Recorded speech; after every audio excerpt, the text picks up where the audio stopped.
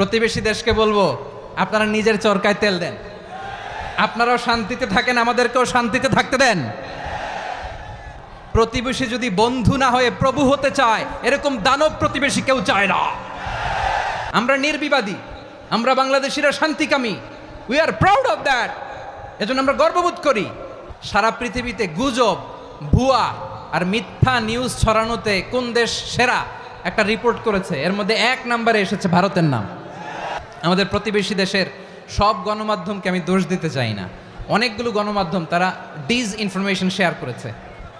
তাই প্রতিবেশী দেশকে বলবো, আমার ভাইয়েরা, বন্ধুত্ব ইজ ওয়েলকাম, দাদাগিরি নয়। কিন্তু ভারত যদি বাংলাদেশে আধিপত্যবাদ বিস্তার করতে চায়, বাংলাদেশের 18 কোটি জনগণ সেটা রুখে দেবে।